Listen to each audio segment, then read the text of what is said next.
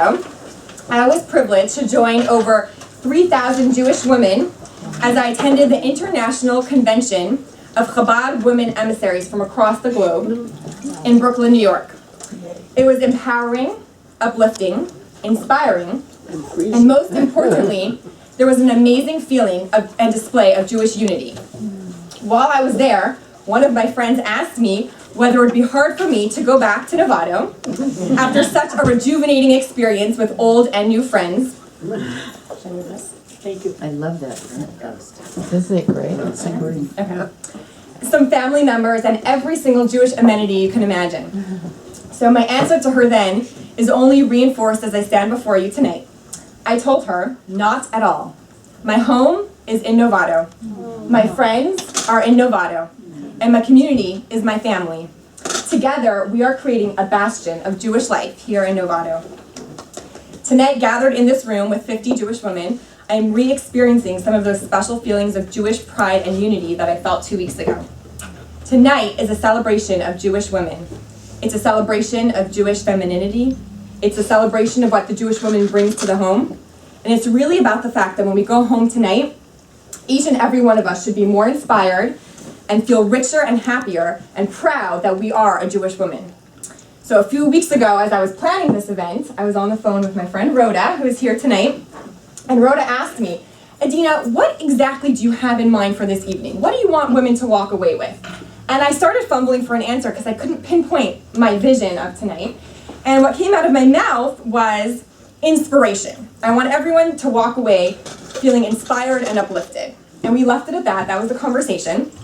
And it really, afterwards though, really got me thinking, because I was thinking to myself, what is inspiration? What do I mean by that when I say I want everyone to be inspired? What do I mean by that? And I really thought about this for the next few days. And the more I thought about it, the more it crystallized, the idea crystallized in my mind what I meant by that. So what is inspiration? In Hebrew, the word for inspiration is hitorerut, which means hitorerut, which means awakening. The root word of that is er, which means to be awake. So inspiration is not a fluffy, intangible thing. It's something that wakes you up. It makes a practical difference in the things you are going to do. So for example, the inspiration to do your dishes might be because how long can you go with dishes in the sink? The inspiration to clean your house might be because guests are coming in 10 minutes. That's like a very practical, like you're inspired, you're gonna clean your house. But in a spiritual sense, what is our inspiration to enhance our relationship with God on a daily basis and to increase our actions in making this world a more beautiful place? We all have to have some source of inspiration to draw upon and go back to on the days and times, which happen very often, when we're not feeling so inspired. Inspiration can wax and wane, but our job is to keep going back to that something that will reawaken us and make a practical difference in our day-to-day life. So I hope that tonight will provide some of that inspiration to go back to, but more importantly, my vision for tonight is that we each take whatever inspiration we do gain from here tonight and we allow it to wake us up. We make us translate that inspiration into practical action. So we can do that right now. In front of you on your tables, you will find a small candle lighting kit.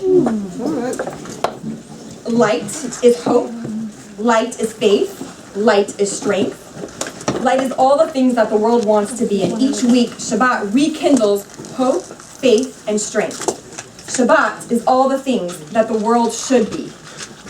A candle symbolizes light.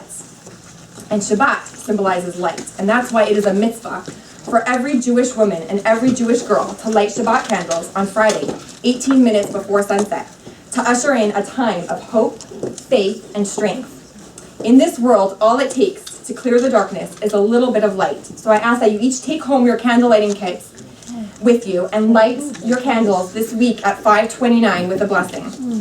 And may our collective mitzvah and practical action of 50 women lighting candles this Shabbat bring abundant blessings to each and every one of us in all of our endeavors, in all areas, with good health, happiness, and nachat, satisfaction, from children and grandchildren, and the time to enjoy it all.